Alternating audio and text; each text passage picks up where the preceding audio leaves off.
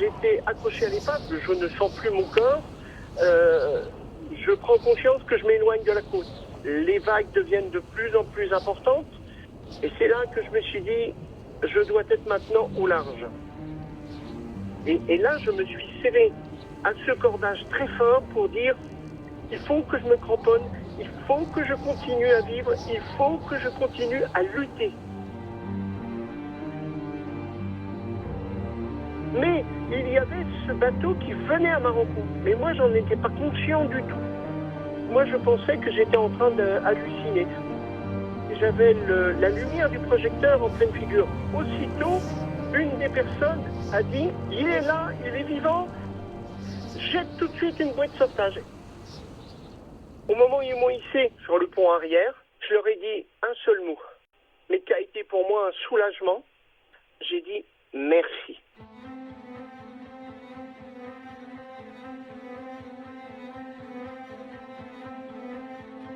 Les remerciements des naufragés, c'est quelque chose de fabuleux.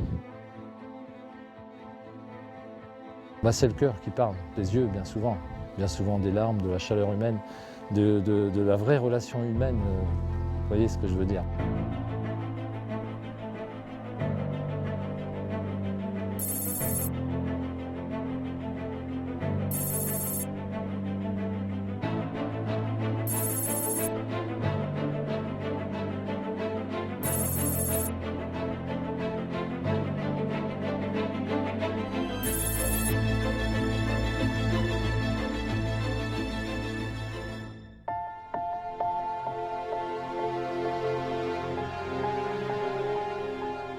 La SNSM de Vendée est née en 1967. On a restructuré le sauvetage en mer d'une façon administrative, communautaire et solidaire.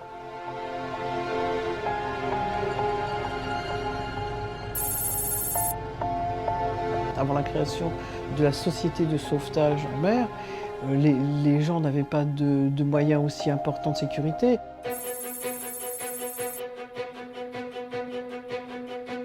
Maintenant, on est entièrement équipé, tenue SNSM, gilet, casque, liaison avec le patron à l'intérieur du bateau.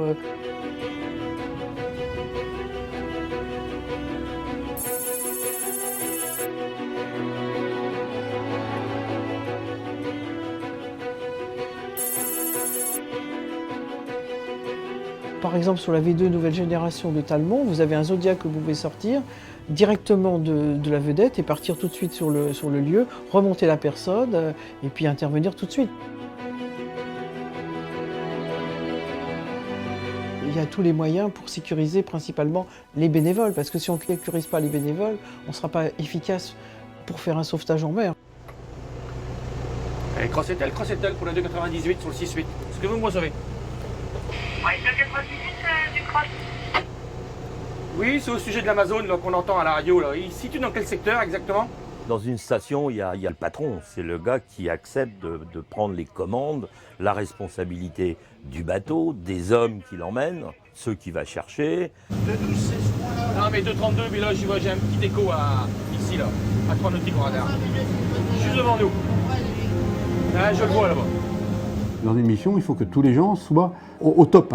Vraiment avoir la capacité de se mettre à disposition de chaque membre d'équipage pendant une intervention. Et chacun doit être, à la moindre parole, actif et réactif. Ouais. Passe par en dessous le balcon.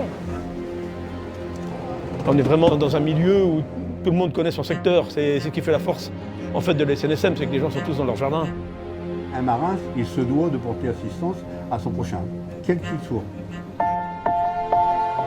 Les grands anciens, quand ils sont appareillés pour aller sauver la baleinière des Norvégiens en 1917, sur malheureusement les 12 canotiers du lieu, 10 sont décédés de froid. Beaucoup de respect pour tous ces bénévoles qui allaient au sauvetage avec un énorme courage, parce qu'ils avaient très peu de moyens, ils allaient à la rame. C'était un exemple, et je crois que c'est une valeur à l'île qui reste importante et qui reste bien marquée dans l'esprit des jeunes. SNSM a 2 branches, les canotiers qui sont embarqués, qui sont bénévoles 7 jours sur 7, 24 sur 24. Et nous, les centres de formation et d'intervention, qui formons les nageurs sauveteurs qui vont travailler sur les communes du littoral et plus spécifiquement sur les plages l'été. Il y a la première partie des dunes jusqu'à 300 mètres, c'est pour les nageurs sauveteurs. Et de 300 mètres au large, ce sont les embarqués. Le filin commence à faire une boucle, comme ça. Vous allez nager. Donc vous nagez tout droit, comme ça. Vous êtes très très bien protégés sur les plages de Vendée. 3/4 des plages de Vendée sont surveillées par les nageurs sauveteurs formés par la SNSM. On ne peut pas être nageur sauveteur SNSM sans passer par le stage mer et toutes les formations validantes du CFI 85. Les gens de la SNSM, donc, et plus particulièrement les canotiers, sont des gens de la mer, issus principalement des professions de la marine marchande, marine nationale, marins-pêcheurs, et qui eux ont une vraie connaissance de l'océan et de la mer. On favorise ce dialogue et cet échange également a lieu avec les canotiers puisque annuellement on a des entraînements en commun. On est animé par une même notion, par tout simplement la passion de la mer. La mer se déchaîne alors que tout est calme auparavant. Vous savez, dans les stations SNSM, on pourrait écrire des livres entiers et faire des récits plus ou moins tristes. Notre canot tout temps ne pouvait pas approcher les rochers, donc c'est avec le smérigide qu'on est allé, qu'on y a laissé une hélice. Il a fallu 2 essais pour les récupérer à bord, en état de choc. Il était grand temps parce que les gens allaient pris de panique, se jeter à l'eau. On les a ramenés, on les a sauvés. Et...